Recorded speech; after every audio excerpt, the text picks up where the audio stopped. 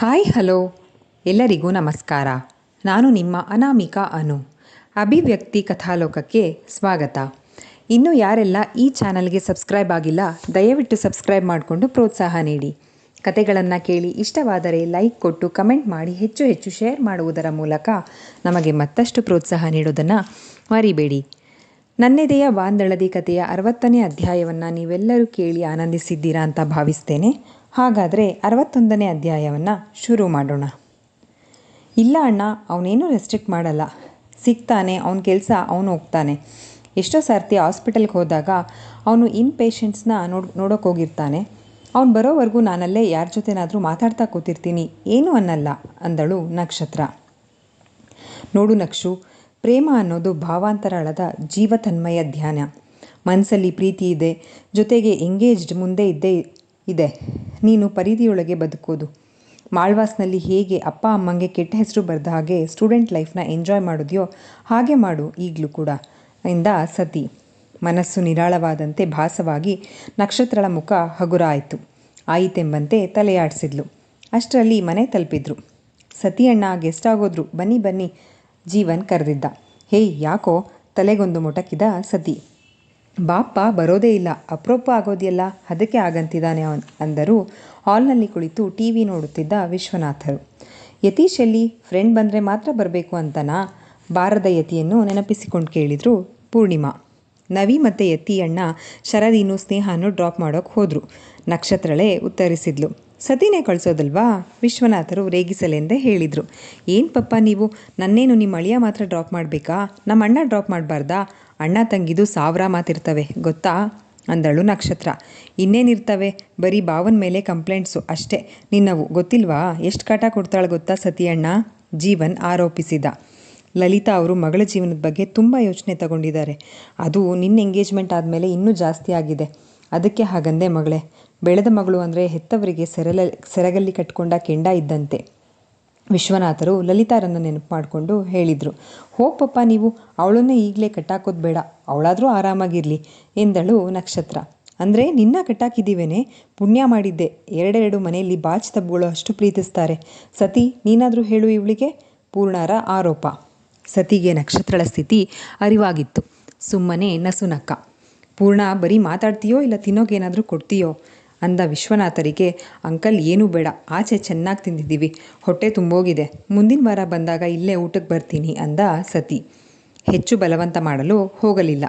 ನೋಡು ಸತಿ, ನೀನು ಯಾವಾಗ ಲಲಿತಾ ಅವ್ರ ಹತ್ರ ಮಾತಾಡಿ ಅಂಕಲ್ ಅಂತೀಯೋ ಅವತ್ತು ಮಾತಾಡೋದಕ್ಕೆ ನಾನು ರೆಡಿ ಇದ್ದೀನಿ. ಅವಳೊಬ್ಳು ಜೀವನ ನೆಲೆ ಆದರೆ ನನಗೆ ಸಮಾಧಾನ ಅಂದರು ವಿಶ್ವನಾಥರು. ಸತಿಗೂ ತಿಳಿದಿತ್ತು ನಕ್ಷತ್ರ ಶರದಿ ಮಧ್ಯೆ ವಿಶ್ವನಾಥರು ಯಾವತ್ತೂ ಭೇದ ಎಣಿಸಿಲ್ಲ ಅಂತ. ಇಂದು ಮಗಳ ಬದುಕು ಕಣ್ಣೆದುರು ಹೂವಿನಂತಾಗಿದ್ದರೂ ಶರದಿ ವಿಷಯಕ್ಕೆ ಚಿಂತಿತರಾಗಿದ್ದನ್ನು ನೋಡಿ ಹೆಮ್ಮೆ ಅನಿಸಿತ್ತು. ಸ್ವಲ್ಪ ಸೆಟಲ್ ಆಗಲಿ, ಹೇಳ್ತೀನಿ ಅಂಕಲ್ ಅಂದ. ಸೆಟಲ್ ಆಗ್ತೀನಿ ಅಂತ ದುಡ್ಡಿಂದೆ ಓಡೋಕೆ ಹೋಗ್ಬೇಡ ಕಣೋ, ಎಂದಿಗೂ ಸೆಟಲ್ ಆಗೋದೇ ಇಲ್ಲ. ಪೂರ್ಣಿಮಾ ಬುದ್ಧಿ ಮಾತು ಹೇಳಿದರು. ಆಗಲಿ ಎಂಬಂತೆ ತಲೆಯಾಡಿಸಿ ನಾನಿನ್ನು ಬರ್ತೀನಿ ಅಂತ ಹೇಳಿ ಎಲ್ಲರಿಂದ ಬೀಳ್ಕೊಟ್ಟು ಹೊರಟ. ನವೀನ್ ರೆಫರ್ ಮಾಡಿದ್ದ ಫಿಸಿಯೋಥೆರಪಿಸ್ಟ್ ಕೈಗುಣ ಏನೋ ಅನ್ನೋ ಹಾಗೆ ವಾಕರ್ ಸಹಾಯದಿಂದ ನಿಧಾನವಾಗಿ ರೂಮಿನಿಂದ ಹಾಲಿಗೆ ಓಡಾಡುವಷ್ಟು ಸ್ನೇಹಾಳ ತಂದೆ ರಮಾಕಾಂತರ ಆರೋಗ್ಯ ಸುಧಾರಿಸಿತ್ತು. ಆಗ ತಾನೇ ಹಾಲ್ನಿಂದ ರೂಮಿಗೆ ಹಿಂದಿರುಗುತ್ತಿದ್ದವರು ನವೀನ್ ಬಂದದ್ದನ್ನು ನೋಡಿ ಹಾಲ್ನಲ್ಲಿದ್ದ ಸೋಫಾ ಮೇಲೆಯೇ ಕುಳಿತು ಸ್ವಾಗತಿಸಿದರು. ನಮ್ಮ ಹೀರೋ ಮನೆ ಒಳಗಡೆ ಓಡಾಡುವಷ್ಟು ರಿಕವರ್ ಆಗಿದ್ದಾರೆ, ಪರವಾಗಿಲ್ಲ, ಗುಡ್ ಇಂಪ್ರೂವ್ಮೆಂಟ್ ಅನ್ನುತ್ತಾ ಶರದಿ ರಮಾಕಾಂತರ ಪಕ್ಕ ಕುಳಿತಳು. ಸಂಜೆ ದೀಪ ಹಚ್ಚಿ ದೇವರ ಮನೆಯಿಂದ ಆಚೆ ಬಂದ ಕಾವೇರಿಯವರು ಹೀರೋ ನೋಡೋಕ್ಕೂ ಈ ಕಡೆ ಬಂದಿಲ್ಲ ಎಂದು ಶರದಿಗನ್ನುತ್ತಾ, ನೀನು ಕೂಡ ಅಪ್ರೂಪ, ಬ್ಯುಸಿ ಆಗೋದ್ಯೆ, ಬರಲೇ ಇಲ್ಲ ಅಂದರು ನವೀನ್ಗೆ ಆರೋಪಿಸುತ್ತಾ. ಕೆಲಸ ಬರೋಕ್ಕಾಗಲಿಲ್ಲ. ಹೇಗಿದ್ದೀರಾ ಈಗ? ಡಾಕ್ಟರ್ ಹೇಳಿದರು ಇನ್ನು 6 ತಿಂಗಳಲ್ಲಿ ವಾಕರ್ ಇಲ್ಲದೆ ಓಡಾಡೋಬೋದಂತೆ, ಬೇಗ ಹುಷಾರಾಗಿ ಹಾರೈಸಿದ. ಹೌದಾ ಪಪ್ಪ, ನೀವು ಮತ್ತೆ ಮೊದಲಿನಂತಾಗ್ತೀರಾ? ತಂದೆಯ ಪಕ್ಕ ಕುಳಿತಳು. ಸಂತೋಷಕ್ಕೆ ಸ್ನೇಹಾಳ ಕಣ್ಣಾಲಿಗಳು ತುಂಬಿದ್ದವು. ನಕ್ಷುಗೆ ಹೇಳಿದ್ದೆ ಒಂದಿನ ಇಬ್ಬರು ಜೊತೇಲಿ ಬನ್ನಿ ಅಂತ. ನೀನು ಹೇಗಿದೆಯಪ್ಪ? ಮೈಸೂರು ಅಡ್ಜಸ್ಟ್ ಆಯಿತಾ? ಯತಿಯ ಯೋಗಕ್ಷೇಮವನ್ನು ವಿಚಾರಿಸುತ್ತಾ ಕಾಫಿ ತಂದರು. ಚೆನ್ನಾಗಿದ್ದೀನಿ ಆಂಟಿ, ಕಾಫಿ ಕಪ್ ಕೈಗೆತ್ತಿಕೊಳ್ಳುತ್ತಾ ಹೇಳಿದ ಯತಿ. ಇನ್ನೊಂದು ಸಾರಿ ಫ್ರೀ ಮಾಡ್ಕೊಂಡು ಬರ್ತೀವಿ ಎಲ್ಲರೂ, ಶರದಿನೂ ಡ್ರಾಪ್ ಮಾಡಿ ಹೋಗಬೇಕು. ಕಾಫಿ ಕಪ್ ಕೆಳಗಿಡುತ್ತಾ ಮೇಲೆದ್ದ ನವೀನ್. ಊಟ ಮಾಡ್ಕೊಂಡು ಹೋಗುವಂತ್ರಿ, ಕೂತ್ಕೊಳ್ಳಿ, ಬೇಗ ಆಗುತ್ತೆ ರಮಾಕಾಂತರ ಆಹ್ವಾನ. ಇವರಿಬ್ಬರು ಮಾರ್ನಿಂಗ್ ಬೇಗ ಹೋಗಬೇಕು, ಲೇಟ್ ಆಗುತ್ತೆ, ಮನೇಲಿ ಬೇರೆ ಕಾಯ್ತಿರ್ತಾರೆ ಅಂದ ನವೀನ್ ವಾಚ್ ನೋಡುತ್ತಾ. ಇನ್ನೊಂದು ಸಾರಿ ಬರಬೇಕು, ಮರೀದೆ ನಕ್ಷುನೂ ಕರ್ಕೊಂಡು ಬನ್ನಿ ಆರ್ಡರ್ ಮಾಡಿ ಬೀಳ್ಕೊಟ್ಟರು ಕಾವೇರಿ. ಕಾರಿನವರೆಗೂ ಬೀಳ್ಕೊಡಲು ಬಂದ ಸ್ನೇಹ ಸಾರಿ ಅಂದಳು ಎಲ್ಲರಿಗೂ ಅನ್ವಯಿಸುವಂತೆ. ಅಕ್ಕ ಬಾವ ಬರೋ ಟೈಮ್ ಆಗಿದ್ದರಿಂದ ಯಾರೊಬ್ಬರಿಗೂ ಒತ್ತಾಯ ಮಾಡದೇ ಇರೋದಕ್ಕೆ. ವಿಷಯ ತಿಳಿದಿದ್ದ ಶರದಿ, ಲೇ ಲೂಸ್, ಅದಕ್ಕೆಲ್ಲ ಸಾರಿನಾ? ಒಂದು ಕೆಲಸ ಮಾಡು, ಹೇಗೋ ಹೋಮ್ ನರ್ಸ್ ಇದ್ದಾರೆ, ಆಂಟಿಗಿನ್ ಕಷ್ಟ ಆಗಲ್ಲ, ನಮ್ಮ ಮನೆಗೆ ಬಂದ್ಬಿಡು, ಬೆಳಗ್ಗೆ ಅಲ್ಲಿಂದನೇ ಕಾಲೇಜ್ಗೆ ಹೋದ್ರಾಯ್ತು ಅಂತ ಹೇಳಿದ್ಲು. ಹಾಗೆ ಮಾಡು ಸ್ನೇಹ, ಹೋಗು ಬ್ಯಾಗ್ ತೊಗೊಂಡು ಬಾ ಅಂದ ನವೀನ್. ಬೇಡ ಎಂದು ಹೇಳುವ ಮನಸ್ಸು ಯತಿಗೆ, ಆದರೆ ಹೇಳುವ ನಾನೆಷ್ಟು ಸರಿ? ನಾನು ಕೂಡ ಮನೆ ಜನಗಳ ಜಗಳದಿಂದಲೇ ರೋಸ್ ಹೋಗಿ ಊರು ಬಿಟ್ಟು ಹೋಗಿರೋದು. ಬೇಡವೆಂದು ಹೇಳಲು ನಾನು ಅರ್ಹನಲ್ಲ ಎಂದುಕೊಂಡು ಸುಮ್ಮನೆ ಕುಳಿತ. ಒಂದು ಕ್ಷಣ ಯೋಚಿಸಿದ ಸ್ನೇಹ, ಬರಲ್ಲ ಹೋಗೆ, ನಕ್ಷು ಬೇಜಾರು ಮಾಡ್ಕೊಳ್ತಾಳೆ ನಾನೊಬ್ಬಳೇ ಇಲ್ಲಿದ್ದೀನಿ ಅಂತ ಅಂದಳು ಸ್ನೇಹ. ಬೇಕಾದರೆ ಅವಳನ್ನು ಕರ್ಕೊಂಡು ಬಂದುಬಿಡ್ತೀನಿ ಬಾ ಅಂದ ನವೀನ್ ಶರದಿಗೆ. ಬ್ರೋ, ನಿಮಗಿನ್ನೂ ನಿಮ್ಮ ಮಾವನ ವಿಷಯ ಗೊತ್ತಿಲ್ಲ ಅನಿಸುತ್ತೆ, ಗಾಡಿ ಸ್ಟಾರ್ಟ್ ಮಾಡಿ ಹೇಳ್ತೀನಿ ಅಂದಳು. ಬಾಯ್ ಕಣೆ ಸ್ನೇಹ ಎಂದು ಕೈ ಬೀಸುತ್ತಾ. ಕಾಲ್ ಮಾಡಿ ಹೇಳ್ತೀನಿ ಬಾಯ್ ಎಂದು ಕೈ ಬೀಸಿದ ಯತಿ ನೋಡಿ ಶರದಿ ನಸುನಕ್ಕರೆ ನವೀನ್ ಸುಮ್ಮನೆ ಕೆಮ್ಮಿದ. ಜನರಲ್ ಆಗಿ ಹೇಳ್ದೆ ಕಣೋ, ಅದಕ್ಕೂ ಕೆಮ್ಮೋದೇನು ಬೇಡ ಅಂದ ಯತಿಗೆ. ನಾನೇ ಸ್ಪೆಷಲಾಗಿ ಕೆಮ್ಮೋದ್ನಾ? ಜನರಲ್ ಆಗಿ ಕೆಮ್ಮಂತು, ಕೆಮ್ಮದೆ ಅಷ್ಟೇ ಅಂದ ಸ್ಟೇರಿಂಗ್ ತಿರುಗಿಸುತ್ತಾ. ನೀನು ಮುಂದುವರ್ಸು ಶರದಿ ಅನ್ನುತ್ತಾ. ಅಂಕಲ್ ನಕ್ಷುನ ಇದುವರೆಗೂ ಎಲ್ಲೂ ಕಳಿಸಿಲ್ಲ, ಒಬ್ಳನ್ನೇ ರಿಲೇಟಿವ್ಸ್ ಮನೆಗೆ ಕೂಡ ಅವರಿದ್ದರೆ ಮಾತ್ರ ಕರ್ಕೊಂಡು ಹೋಗೋದು. ಅಕಸ್ಮಾತ್ ಆಂಟಿ ಜೊತೆ ಕಳಿಸಿದ್ರೆ ಅರ್ಧ ಗಂಟೆಗೆ ಒಂದು ಸಾರಿ ಕಾಲ್ ಮಾಡ್ತಿರ್ತಾರೆ. ಮನೇಲಿ ಮಗಳಿಲ್ಲ ಅಂದರೆ ಅಂಕಲ್ಗೆ ನಿದ್ರೆ ಬರಲ್ಲ. ಮಗಳನ್ನು ಬಿಟ್ಟಿರೋಕ್ಕಾಗದೇ ಕಾರಣ ಅವರು ಫೋಟೋಶೂಟ್ಗೆ ಹೊರಗಡೆ ಹೋಗೋದು ಬೇಡ ಅಂದಿದ್ದು. ಜೀವನ್ ಜೋರು ಮಾಡಿದ ಮೇಲೆ ಟ್ರಿಪ್ಪಿಗೆ ಒಪ್ಪಿದ್ದು.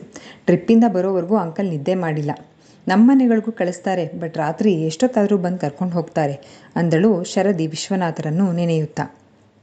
ನವೀನನ ಮುಖ ಮಂಕಾಗಿದ್ದನ್ನು ನೋಡಿ, ಏನಾಯಿತು, ನೀವ್ಯಾಕೆ ಡಲ್ಲಾದ್ರಿ ಅಂತ ಕೇಳಿದ್ಲು.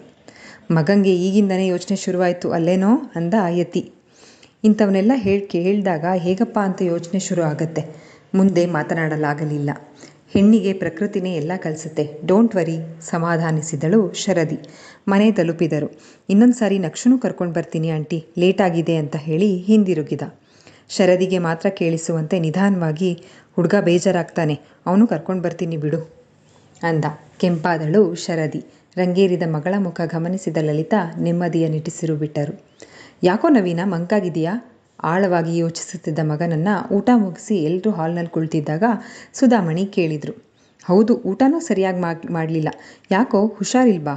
ಮಡದಿ ಜೋಡಿಸಿಕೊಟ್ಟ ವೀಳ್ಯ ಬಾಯಿಗಿಟ್ಟಿಕೊಳ್ಳುತ್ತಾ ಗೌಡರು ಕೇಳಿದರು. ದೊಡ್ಡಪ್ಪ, ಡಾಕ್ಟ್ರಿಗೆ ಹುಷಾರಿಲ್ವಾ ಅಂತ ಕೇಳ್ತೀರಾ? ನಗುತ್ತಾ ಕೇಳಿದ ಕರಣ್. ನನ್ನ ಮಗ ಎಷ್ಟೇ ದೊಡ್ಡವನಾದರೂ ನಂಗವನು ಚಿಕ್ಕವನೇ ಕಣೋ. ಚಿಕ್ಕ ಮಗನನ್ನು ಸಿಹಿಯಾಗಿ ಗದರಿ. ಏನಾಯ್ತೋ ಅಂದರು ನವೀನ್ಗೆ ಕಕ್ಕುಲಾತಿಯಿಂದ. ಗೌಡ್ರೆ, ನಿಮ್ಮ ಬೀಗರು ಮಗಳನ್ನು ಅವರಿಲ್ಲದೆ ಒಂದಿನಾನೂ ಬಿಟ್ಟಿರಲ್ವಂತೆ. ಮಗಳು ಮನೇಲಿಲ್ಲದೆ ಅವರಿಗೆ ನಿದ್ರೇನೇ ಬರಲ್ವಂತೆ, ಅದಕ್ಕೆ ಬಾಸ್ ಟೆನ್ಷನ್ ಆಗಿದ್ದಾರೆ ಅಂದ ಯತಿ. ಓಹೋ, ಎಲ್ಲರೂ ಒಕ್ಕೋರಲಿಯಿಂದ ನಕ್ಕರು ಜೋರಾಗಿ. ನಗೋ ಅಂಥದ್ದೇನಾಯಿತು, ಯಾಕೆ ನಗ್ತಿದ್ದೀರಾ ಪ್ರಶ್ನಿಸಿದ ನವೀನ್. ಯಾಕಿಲ್ಲ ಬಿಡು ನಗುತ್ತಲೇ ಹೇಳಿದರು ತಾರಾ. ಏನೋ ಹೊಳೆದವನಂತೆ ಹಣೆ ಚಚ್ಕೊಂಡು, ಕರ್ಮ, ನಾನೊಂದು ಹೇಳಿದ್ರೆ ನೀವೊಂದು ಯೋಚನೆ ಮಾಡ್ತೀರಾ, ಮಲಗ್ತೀವಿ, ಗುಡ್ ನೈಟ್ ಅಂದ ನವೀನ್. ಮಲಗ್ತೀವಿ ಸುಧಮ್ಮ. ತಾರಮ್ಮ, ಮಾರ್ನಿಂಗ್ ಅಷ್ಟು ಬೇಗ ಏನೂ ಹೋಗಬೇಡಿ, ಆರಾಮಾಗಿ ಮಲ್ಕೊಳ್ಳಿ ಅಂದ ಸತಿ ಗೆಳೆಯನ ಜೊತೆ ಹೋಗುತ್ತಾ. ನಾನು ಮನೆಗೆ ಹೋಗಿ ಬೆಳಗ್ಗೆ ಬರ್ತೀನೋ ನವಿ ಅಂದ ಯತಿ ಸತಿಯಿಂದ ಬೈಕಿ ಪಡೆದುಕೊಳ್ಳುತ್ತಾ. ಇಲ್ಲೇ ಮಲ್ಕೊಳ್ಳೋ, ಅಲ್ಲೋದ್ರೆ ದುಡ್ಡು ಅಂತ ಜಗಳ ತೆಗಿತಾರೆ ಹಿಂಜರಿದ ನವಿ ಗೆಳೆಯನನ್ನು ಕಳಿಸೋದಕ್ಕೆ ಮನಸ್ಸೊಪ್ಪದೆ. ಹಾಗಂತ ಹೋಗದೆ ಇರೋಕ್ಕಾಗುತ್ತಾ ಹೇಳು? ನಾನೇನು ರೇಗಲ್ಲ ಆಯಿತಾ? ಹೋಗಿ ತೆಪ್ಪಗೆ ರೂಮಲ್ಲಿ ಬಿದ್ಕೊಂಡು ಬೆಳಗ್ಗೆ ಎದ್ದು ಬರ್ತೀನಿ ಆಯಿತಾ? ಮರು ಉತ್ತರಕ್ಕೂ ಕಾಯದೆ ಹೊರ ನಡೆದ ಯತಿ. ಹೊರಗೆ ಬೈಕ್ ಸ್ಟಾರ್ಟ್ ಆದ ಸದ್ದಾಯಿತು. ರೂಮಿನಲ್ಲಿ ಇಬ್ಬರು ಗೆಳೆಯರು ಅಡ್ಡಾಗುತ್ತಾ, ಹೇಳು ಏನು ಸಮಾಚಾರ, ಮುಂದೇನು ಅಂದ ನವೀನ್. ವಿಶ್ವನಾಥ್ ಅಂಕಲ್ ನೀನು ಯಾವಾಗ ಹೇಳ್ತೀಯಾ ಆಗ ಶರದಿ ಮನೇಲಿ ಮಾತಾಡ್ತೀನಿ ಅಂದರು ಡೈರೆಕ್ಟಾಗಿ ಅಂದ ಸತಿ. ನಾನೇ ಮಾತಾಡೋಣ ಅಂದ್ಕೊಂಡಿದ್ದೆ, ಮಾವನೇ ಮಾತಾಡ್ತೀನಿ ಅಂದಿದ್ದು ಒಳ್ಳೇದಾಯಿತು ಬಿಡು. ಸರಿ, ಯಾವಾಗ ಮಾತಾಡೋದು ಹೇಳು ಮತ್ತೆ ಎಂದ ನವಿ. ಸದ್ಯಕ್ಕೇನೂ ಬೇಡ, ನೀನು ಸೆಟಲ್ ಆಗು ಮೊದಲು. ನವಿ, ನಕ್ಷುಗೆ ಟೈಮ್ ಕೊಡ್ತಿದೀಯಾ ಅಲ್ವಾ ಅನುಮಾನದಿಂದಲೇ ಕೇಳಿದ್ದ ಸತಿ. ಟೈಮ್ ಏನೋ ಕೊಡ್ತಿದ್ದೀನಿ, ಬಟ್ ಮೊದಲಿನ ಹಾಗೆ ಇರೋಕ್ಕಾಗ್ತಿಲ್ಲ. ಪಾಪ ನನಗೋಸ್ಕರ ಕಾಯೋದ್ರಲ್ಲೇ ಟೈಮ್ ಹೋಗ್ತಿದೆ. ನನ್ನ ಮೀಟ್ ಮಾಡೋಕ್ಕೋಸ್ಕರ ಶರದಿ ಸ್ನೇಹ ಜೊತೆನೂ ಹೋಗಲ್ಲ. ಏನೋ ಮಾಡಲಿ, ಕೆರಿಯರ್ ಸ್ಟಾರ್ಟಿಂಗ್ ಇನ್ನೂ ಎಕ್ಸ್ಟ್ರಾ ಟೈಮ್ ಸ್ಪೆಂಡ್ ಮಾಡಲೇಬೇಕು. ಒಂದೊಂದು ಸಾರಿ ಕಾದು ಕ್ಯಾಬಿನಲ್ಲಿ ಪೋಸ್ಟ್ ಚೀಟ್ಲಿಲಿ ಮನಸ್ಸಿನ ಭಾವನೆಗಳನ್ನು ಬರೆದಿಟ್ಟು ಹೋಗಿರ್ತಾಳೆ. ಓದಿದಾಗ ನನಗೋಸ್ಕರ ಬರೆದಿದ್ದಾಳೆ ಅನ್ನೋ ಖುಷಿನೂ ಆಗುತ್ತೆ, ರೆಸ್ಪಾನ್ಸ್ ಮಾಡೋಕ್ಕಾಗ್ತಿಲ್ವಲ್ಲ ಅಂತ ಬೇಜಾರು ಆಗುತ್ತೆ. ಪಶ್ಚಾತ್ತಾಪವಿತ್ತು ನವೀನ್ನ ಧ್ವನಿಯಲ್ಲಿ. ಜವಾಬ್ದಾರಿಗಳ ಮಧ್ಯೆ ನಿನ್ನೊಳಗಿನ ಪ್ರೇಮಿ ಕಳೆದು ಹೋಗ್ತಿದ್ದಾನೆ ಅಂತಾಯಿತು ಎಂದ ಸತಿ ಗಂಭೀರವಾಗಿ. ನನ್ನ ಉಸಿರಿರೋವರೆಗೂ ಕಳೆದೋಗಲ್ಲ. ಅವಳಿಗೆ ಟೈಮ್ ಸಿಗ್ತಿಲ್ಲ. ಒಳ್ಳೆ ನೇಮ್ ಮಾಡಬೇಕು ಮಗ. ಡಾಕ್ಟರ್ ನವೀನ್ ವೈಫ್ ಅಂತ ಚುಕ್ಕಿನ ಎಲ್ಲರೂ ಐಡೆಂಟಿಫೈ ಮಾಡಬೇಕು. ಬರೀ ಗೌಡ್ರು ಸೊಸೆ ಅನ್ನೋ ಐಡೆಂಟಿಟಿ ಸಾಕಾ? ಅವಳಿಗೂ ಆಸೆಗಳಿರ್ತಾವಲ್ವಾ ಎಂದ ನವೀನ್. ತುಂಬ ಮಿಸ್ ಮಾಡ್ಕೋತಿದ್ದಾಳೆ, ಅದರಿಂದಾನೇ ಅವಳ ಆ್ಯಕ್ಟಿವ್ನೆಸ್ ಕಡಿಮೆ ಆಗಿದೆ. ನೋಡು, ನಿನ್ನಿಂದ ಮಾತ್ರ ಅವಳನ್ನು ಸರಿ ಮಾಡೋಕ್ಕಾಗೋದು. ಸಲಹೆ ಇತ್ತನ ಸತಿ ಮಲಗು, ಗುಡ್ ನೈಟ್ ಅಂದ ಮಗ್ಗಲು ಬದಲಾಯಿಸಿ ಮಲಗುತ್ತಾ. ಸೋಮವಾರ ಕ್ಲಾಸಸ್ ಶುರುವಾಗಿದ್ವು. ಆಯಾಸವಾದಂತೆ ಕಾಣುತ್ತಿದ್ದ ನಕ್ಷತ್ರಳ ಮುಖ ನೋಡಿ, ಆರ್ ಯು ಓಕೆ ನಕ್ಷತ್ರ ಅಂದ ಉತ್ತಮ್. ಹಾಂ ಎಂದು ನಕ್ಷತ್ರ ಮಾತನಾಡುವ ಮೊದಲೇ ಮಧ್ಯೆ ಬಂದ Preksha, nothing, she is okay, weekend ಅಲ್ವಾ, ಔಟಿಂಗ್ ಹೋಗಿ ಟಯರ್ಡ್ ಆಗಿದ್ದಾಳೆ ಅಷ್ಟೇ ಅಂದಳು ಬೇಕಂತಲೇ. ಔಟಿಂಗಾ? ನಾವು ಕರೆದ್ರೆ ಮಾತ್ರ ಬರಲ್ಲ? ಆರೋಪವಿತ್ತು ಉತ್ತಮ್ ಧ್ವನಿಯಲ್ಲಿ. ಫ್ಯಾಮಿಲಿ ಜೊತೆ ಹೋಗಿದ್ದು, ಬ್ರದರ್ಸ್ ಬಂದಿದ್ರು, ಸೊ ನಿಧಾನವಾಗಿ ಹೇಳಿದ್ಲು ನಕ್ಷತ್ರ. ಬಾ, ಜ್ಯೂಸ್ ಆದರೂ ಕುಡಿಯೋಣ ಆಹ್ವಾನವಿತ್ತ ಉತ್ತಮ್ ಧ್ವನಿಯಲ್ಲಿ. ಬೇಡ, ನೋ ಥ್ಯಾಂಕ್ಸ್ ನಿರಾಕರಿಸಿ, ಬರ್ತೀಯಾ ಪ್ರೇಕ್ಷಾ, ಹೋಗೋಣ ಅಂದಳು ನಕ್ಷತ್ರ. ಬಂದೆ ಎನ್ನುತ್ತಾ ಜೊತೆಯಾದಳು ಪ್ರೇಕ್ಷಾ. ನಕ್ಷತ್ರ ನಡೆದು ಹೋಗುವುದನ್ನೇ ತದೇಕವಾಗಿ ನೋಡುತ್ತಿದ್ದ ಉತ್ತಮ್ ಬಳಿ ಬಂದ ಅವನ ಪಟಾಲಮ್ಮಿನ ಗುಂಪು. ಏನು ಗುರು ನೀನು, ಎಂತೆಂಥ ಫಿಗರ್ಗಳಿದ್ದಾವೆ, ಎಲ್ಲ ಬಿಟ್ಟು ತಲೆ ಕೊಡವಿದ ಒಬ್ಬ. ಈ ಕಾಡು ಮಲ್ಲಿಗೆ ನಿನ್ನ ಅಂತಃಪುರಕ್ಕೆ ಬರೋವರೆಗೂ ನಾವಿದೇ ಕಾಲೇಜಲ್ಲಿರಬೇಕಾ? ಗುರು, ಲೊಕೇಶನ್ ಚೇಂಜ್ ಮಾಡು ಗುರು. ಆ ಪ್ರೇಕ್ಷಾ ನಿನ್ನ ಹಿಂದೆ ಬಿದ್ದಿದ್ದಾಳೆ, ಅವಳ ಕಡೆಗಾದರೂ ಗಮನ ಕೊಡು. ಈ ನಕ್ಷತ್ರ ಬೋರಿಂಗ್ ಅನ್ಸಲ್ವಾ ಗುರು ನಿನಗೆ? ಲೈಬ್ರರಿ, ಐಸ್ ಕ್ರೀಮ್ ಪಾರ್ಲರ್, ಅದು ಬಿಟ್ಟರೆ ಈವ್ನಿಂಗ್ ಚಾಟ್ಸ್ ಅಷ್ಟೇ. ಸುಕ್ಕ ಹೊಡೆಯೋ ನಮ್ಮ ಗುರುಗೆ ಫ್ರೂಟ್ ಜ್ಯೂಸ್ ಕುಡಿಯೋ ಹುಡುಗಿ ಸೂಟ್ ಆಗಲ್ಲ ಗುರು, ಮತ್ತೊಬ್ಬ ಹೇಳಿದ. ಹೇ, ಯಾರು? ಸೋಕದ ಕಾಡು ಮಲ್ಲಿಗೆ ಅವಳು. ಅವಳಲ್ಲಿರೋ ಅಟ್ರಾಕ್ಷನ್ನೇ ಬೇರೆ ಕಣ್ರೋ. No words to explain. ಈ ಉತ್ತಮ್ಗೆ ಅವಳಾಗೆ ಬಂದು ಐ ಲವ್ ಯು ಅಂತ ಹೇಳೋ ಹಾಗೆ ಮಾಡ್ತೀನಿ, ನೋಡ್ತಾ ಇರಿ. ಇದುವರೆಗೂ ಯಾವ ಹುಡುಗಿನೂ ಅಂತ ಫೀಲಲ್ಲಿ ಹೇಳಿಲ್ಲ, ಕೆಳದುಟಿ ಕಚ್ಚಿಕೊಳ್ಳುತ್ತಾ ಹೇಳಿದ ಉತ್ತಮ್. ಗುರು, ಫೆಬ್ರವರಿ 14ರವರೆಗೂ ನೋಡು. ಮಿಕ್ಕಾ ದಾರಿಗೆ ಬರಲಿಲ್ಲ ಅಂದರೆ ರಿಚ್ ಆಗಿ ಪ್ರಪೋಸ್ ಮಾಡಿಬಿಡು ಗುರು. 4 ಡೈಲಾಗ್ ಹೊಡೆದು ಬಿದ್ದೋಗ್ತಾಳೆ. ನಕ್ಷತ್ರಳನ್ನು ಲವ್ ಮಾಡುವಂತೆ ಹೇಳಿಕೊಟ್ಟ ಗುಂಪಿನ ಪಾಗಲ್ ಪ್ರೇಮಿಯೇ ಸಲಹೆ ಇತ್ತ. ನೀನು ಕೊಣೋ ದೋಸ್ತ್ ಅಂದರೆ ನಮ್ಮ ಗೆಸ್ಟ್ ಹೌಸ್ಗೆ ಹೇಗಾದರೂ ಕರೆಸ್ಕೊಂಡು ಪ್ರಪೋಸ್ ಮಾಡೋದು. ಒಪ್ಕೊಂಡ್ರೆ ಓಕೆ, ಇಲ್ಲಾಂದರೆ ಅಲ್ಲೇ ಮ್ಯಾಟರ್ ಕ್ಲೋಸ್ ಮಾಡೋದು ವಿಕಟ ನಗೆ ನಗುತ್ತಾ ಹೇಳಿದ ಉತ್ತಮ್. ಹೀಗೆ ವಾರ ಕಳೆಯಿತು. ಹೇ ಹುಡುಗಿ, ಹೈರಾಣ ಆದ ಮನಸ್ಸಿಗೆ ಹಿಡಿಯಷ್ಟು ಸಾಂತ್ವನ ಬೇಕಿದೆ. ಬೇಗ ಬಂದು ಬಿಡು ನೀನು, ಹೃದಯದ ದಾರಿಗೆ ಯಾವುದೇ ಸುಂಕವಿಲ್ಲ. ನಕ್ಷತ್ರ ಕಾಲೇಜು ಬಿಡುವ ಸಮಯಕ್ಕೆ ಸರಿಯಾಗಿ ನವೀನ್ ಮೆಸೇಜ್ ಮಾಡಿದ್ದ. ಗೆಳತಿಯರ ಗುಂಪಿನಲ್ಲಿ ಬರುತ್ತಿದ್ದವಳು ಮೆಸೇಜ್ ನೋಡಿ ಮುಗುಳ್ನಗುತ್ತಾ, ಬಂದೆ 2 ಮಿನಿಟ್ಸ್ ಅಂತ ಹೇಳಿ ಗೆಳತಿಯರ ಗುಂಪಿನಿಂದ ಸ್ವಲ್ಪ ದೂರ ಬಂದು ಕಾಲ್ ಮಾಡಿದ್ಲು. ಏನು ಡಾಕ್ಟ್ರ್ ಇವತ್ತು ಫುಲ್ ಜೋಶಲ್ಲಿದ್ದಾರೆ, ಅಪರೂಪಕ್ಕೆ ಕವನ ಬೇರೆ ಕಳಿಸಿದ್ದಾರೆ ಅಣಕಿಸಿದಳು ಬೇಕೆಂತಲೇ. ಚುಕ್ಕಿ, ಹಾಸ್ಪಿಟಲ್ ಹತ್ರ ಬಂದುಬಿಡು, OPD ಅಪಾಯಿಂಟ್ಮೆಂಟ್ಸ್ ಇನ್ನೊಂದೆರಡು ಇದ್ದಾವೆ, ನೀನು ಬರೋ ಅಷ್ಟರಲ್ಲಿ ಮುಗಿಸ್ತೀನಿ. ಎಲ್ಲಾದರೂ ಆಚೆ ಹೋಗೋಣ, ರಿಲ್ಯಾಕ್ಸೇಷನ್ ಬೇಕು ಕಣೆ, ಫುಲ್ ಟಯರ್ಡ್ ಎಂದ ನವೀನ್. ರಿಲ್ಯಾಕ್ಸ್ ಆಗಬೇಕು ಅಂದರೆ ಮನೆಗೆ ಹೋಗಿ ನಿದ್ದೆ ಮಾಡು, ಮೂತಿ ತಿರುವಿದಳು. ನೋಡು, ಫ್ರೀ ಮಾಡಿಕೊಂಡ್ರೆ ಈಗ ಊದಿಸ್ಕೋತೀಯಾ? ರಿಲ್ಯಾಕ್ಸ್ ಆಗೋದು ಅಂದರೆ ನಿದ್ರೆ ಮಾಡೋದಲ್ಲ, ನಮ್ಮ ಹುಡುಗಿ ಮುಖಾನೇ ನೋಡ್ತಾ ಕಣ್ತುಂಬಿಕೊಳ್ಳೋದು, ಆಗ ಮನಸ್ಸಿಗೂ ತಂಪು ಎಂದ ನವೀನ್. ಹೋಗೋ, ಕೆಂಪಾಗಿದ್ದಳು ನಕ್ಷತ್ರ ನಾಚುತ್ತಾ. ಯಾರೊಂದಿಗೆ ಫೋನಲ್ಲಿ ಮಾತನಾಡುತ್ತಾ ಬದಲಾಗುತ್ತಿದ್ದ ಅವಳ ಮುಖಭಾವವನ್ನು ಅನತಿ ದೂರದಲ್ಲಿಯೇ ಇದ್ದ ಉತ್ತಮ್ ಗಮನಿಸಿದ. ಸಣ್ಣ ಅಸಹನೆಯ ಬೀಜವೊಂದು ಮೊಳೆತು ಉಕ್ಕಿ ಬರುತ್ತಿದ್ದ ಕೋಪವನ್ನು ಅದುಮಿಟ್ಟುಕೊಂಡೇ ಹೊರಟ ನಕ್ಷತ್ರ ಎನ್ನುತ್ತಾ ಬಂದ. ಅದೇ ಸಮಯಕ್ಕೆ ಶರದಿ, ಸ್ನೇಹ ಕೂಡ ಆಯ್ತೇನೆ ಮಾತಾಡಿದ್ದು ಎನ್ನುತ್ತಾ ಬಂದರು. ಕರೆಕ್ಟಾಗಿ ಅಲಾರಾಮ್ ಇಟ್ಟಂತೆ ಬರ್ತೀರಾ ಅಲ್ವಾ ಅಂದ ಉತ್ತಮ್ ಶರದಿ ಸ್ನೇಹಾಗೆ ಬಂದಿದ್ದು ಇಷ್ಟವಾಗಲಿಲ್ಲ ಎಂಬರ್ಥದಲ್ಲಿ ನಗುತ್ತಾ. ನಾವು ಹಾಗೆ ಕರೆಕ್ಟ್ ಟೈಮ್ ಕರೆಕ್ಟ್ ಪ್ಲೇಸ್ಗೆ ಬರೋದು ಅಂದ ಶರದಿ. ಏನಂತೆ, ಸಿಗ್ತಾಳಂತ ಅಂದಳು ಇಂಡೈರೆಕ್ಟಾಗಿ ನಕ್ಷತ್ರಳಿಗೆ ಅರ್ಥವಾಗುವಂತೆ. ಹಾಂ, ಫ್ರೀ ಇದ್ದಾಳೆ, ಸಿಗ್ತಾಳಂತೆ, ಬಾ ಅಂದ್ಲು. ನೀವು ಬಂದರೆ ಅಂದಳು ತಡವರಿಸುತ್ತಾ. ಬೇಡ, ನೀನು ಹೋಗು ಅಂದಳು ಶರದಿ ಗಾಡಿ ಸ್ಟಾರ್ಟ್ ಮಾಡಿ. ಹತ್ತೆ ಸ್ನೇಹ, ಹೋಗೋಣ ಅನ್ನುತ್ತಾ. ಉತ್ತಮ್ ಡೈಲಿ ಕ್ಲಾಸ್ನಲ್ಲಿ ಸಿಗ್ತಿರ್ತಾನೆ, ಬೇಗ ಹೋಗು ಅಂದಳು ಸ್ನೇಹ ಬೇಕಂತಲೇ. ನಕ್ಷತ್ರ, ಇವತ್ತಾದರೂ ಸಿಗ್ತೀಯಾ ಅಂದ್ಕೊಂಡ್ರೆ ರಾಗವೆಳೆದ ಉತ್ತಮ್ ಬೇಸರವಾದವನಂತೆ. Sorry Uttam, I want to meet someone. Bye ಆತುರವಿತ್ತು ಅವಳ ಧ್ವನಿಯಲ್ಲಿ. ಗಾಡಿ ಸ್ಟಾರ್ಟ್ ಮಾಡಿ ಮರು ಉತ್ತರಕ್ಕೂ ಕಾಯದೆ ಹೊರಟೇ ಬಿಟ್ಲು. ಅವಳತ್ತ ಹೋದ ಬಳಿಕ ಅಸಹನೆಯಿಂದ ತನ್ನ ಬೂಟ್ ಕಾಲನ್ನು ನೆಲಕ್ಕೆ ಗುದ್ದಿ ಛೇ ಎನ್ನುತ್ತಾ ಮುಷ್ಟಿ ಬಿಗಿ ಮಾಡಿದ ಎಂದಿಗಿಂತ ಹೆಚ್ಚು ಅಸಹನೆಯಿಂದ. ಪ್ರೇಕ್ಷಾ, ತಲೆಬಾರ, ಫೀವರ್ ಬಂದಿರೋ ಥರ ಫೀಲ್ ಆಗ್ತಿದೆ ಕಣೆ, ಬಾಯೆಲ್ಲ ಕಹಿ ಕಹಿ, ಗಂಟ್ಲೆಲ್ಲ ಒಣಗ್ತಿದೆ, ನೀರು ಕೂಡ ಕಹಿ ಅನ್ನಿಸ್ತಿದೆ. ಒಣಗಿದ ತುಟಿಗಳನ್ನು ನಾಲಿಗೆಯಿಂದ ಸವರಿಕೊಳ್ಳುತ್ತಲೇ ಬಿಸಿಯುಸಿರು ಹೊರಹಾಕುತ್ತಾ ಹೇಳಿದಳು ನವ್ಯ. ಹಣೆ ಕುತ್ತಿಗೆ ಮುಟ್ಟಿ ನೋಡುತ್ತಾ ಕೆಂಪಾಗಿದ್ದ ಕಣ್ಣುಗಳನ್ನು ನೋಡಿ, ಫೀವರ್ ಬಂದಿದೆ, ಬಾ ಹಾಸ್ಪಿಟಲ್ಗಾದರೂ ಹೋಗೋಣ, ನಾನೇ ಕರ್ಕೊಂಡು ಹೋಗ್ತೀನಿ ಅಂದಳು ಪ್ರೇಕ್ಷಾ. ಏನು, ನೀನು ಹಾಸ್ಪಿಟಲ್ಗೆ ಬರ್ತೀಯಾ? ಅವತ್ತು ನಿಮ್ಮ ಡ್ಯಾಡ್ಗೆ ಹೆಲ್ತ್ ಅಪ್ಸೆಟ್ ಆಗಿದೆ ಅಂದಾಗಲೇ ಹೋಗಿ ಬನ್ನಿ ಅಂದಿದೀಯಾ? ಪ್ರಶ್ನಾರ್ಥಕವಾಗಿ ಕೇಳಿದಳು ನವ್ಯ. ಛೇ ಬಾರೆ, ಅವತ್ತೇ ಬೇರೆ ಇವತ್ತೇ ಬೇರೆ, ಮೂಡಿದ್ದಾಗ ಬರ್ತೀನೋ ಇಲ್ವೋ ಅಷ್ಟೇ, ಈಗೇನು ಬರ್ತೀಯಾ ಇಲ್ವಾ ಅಂದಳು ಪ್ರೇಕ್ಷಾ. ಏನೋ ಸೂರ್ಯ ಒಂದೊಂದು ಸಾರಿ ಪಶ್ಚಿಮದಲ್ಲಿ ಹುಡ್ತಾನೆ ಅಂತ ಕೇಳಿದ್ದೆ, ಈ ಕಣ್ಣಾರೆ ನೋಡ್ತಿದ್ದೀನಿ, ನಡಿ ಎಂದ ನವ್ಯ. ನಾವು ರೆಗ್ಯುಲರ್ ಆಗಿ ಹೋಗೋದು ಕೌಸಲ್ಯ ನರ್ಸಿಂಗ್ ಹೋಮ್ಗೆ, ಅಲ್ಲಿಗೆ ಹೋಗು ಅಂದಳು ಬ್ಯಾಕ್ ಸೀಟಿನಲ್ಲಿ ಕೂರುತ್ತಾ ನವ್ಯ. ಪ್ರಾವಿಷನ್ಸ್ಗೆ ಈ ಅಂಗಡಿ, ಬಟ್ಟೆಗೆ ಈ ಅಂಗಡಿ, ಹೋಟೆಲ್ ಆದರೆ ಇದು, ಟೇಲರ್ ಅಂದರೆ ಇವರೇ, ಹಾಸ್ಪಿಟಲ್ ಅಂದರೆ ಇದೇ, ಹೀಗೆ ಪ್ರತಿಯೊಂದಕ್ಕೂ ಒಂದು ಕಡೆ ಫಿಕ್ಸ್ ಆಗೋದು ಮಿಡಲ್ ಕ್ಲಾಸ್ ಮೆಂಟ್ಯಾಲಿಟಿ ಅನಿಸುತ್ತೆ. ಲುಕ್ ನವ್ಯ, ಲೈಫ್ ಅಂದರೆ ಯಾವುದಕ್ಕೂ ಫಿಕ್ಸ್ ಆಗಬಾರ್ದು, ವೆರೈಟಿಯಾಗಿ ಹೊಸದಾಗಿ ಟ್ರೈ ಮಾಡ್ತಿರ್ಬೇಕು ಅನ್ನುತ್ತಾ ಗಾಡಿ ಚಲಾಯಿಸಿದಳು ಪ್ರೇಕ್ಷಾ.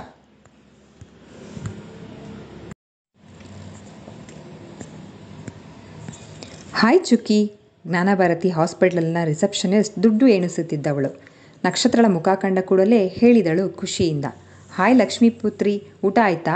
ಈ ದುಡ್ಡೆಲ್ಲ ತಗೋ, ಓಡೋಗ್ಬಿಡೋಣ ಇಬ್ರು, ತಮಾಷೆಯಾಗಿ ಹೇಳಿದಳು ನಕ್ಷತ್ರ. ಹೌದು, ಬೇರೆಯವ್ರ ದುಡ್ಡನ್ನ ಸದಾ ಹಿಡ್ದಾಡೋ ಲಕ್ಷ್ಮೀ ಪುತ್ರಿ ನಾನು. ನೀನೇನಿವತ್ತು ಫುಲ್ ಗ್ಲೋ ಆಗಿದೆಯಲ್ಲ, ಏನು ಸಮಾಚಾರ? ಹುಬ್ಬೇರಿಸುತ್ತಾ ಕೇಳಿದಳು ರಿಸೆಪ್ಷನಿಸ್ಟ್. ನಿಮ್ಮ ಡಾಕ್ಟ್ರು ಕಾಲ್ ಮಾಡಿದ್ರು, ಫ್ರೀ ಅಂತೆ ಇವತ್ತು, ಸಿಗ್ತೀನಿ ಅಂದ. ಅವನಿಗೆ ಮತ್ಯಾವುದೋ ಅಪಾಯಿಂಟ್ಮೆಂಟ್ಸ್ ಕೊಡಬೇಡ ಪ್ಲೀಸ್ ಪ್ಲೀಸ್ ಅಂದಳು ನಕ್ಷತ್ರ. ಡಾಕ್ಟ್ರಮ್ಮ ಹಾಗೆಲ್ಲ ಇಲ್ಲ ಅನ್ನೋಕ್ಕಾಗಲ್ಲ, ಬೇಕಂತಲೇ ರೇಗಿಸಿದಳು ರಿಸೆಪ್ಷನಿಸ್ಟ್.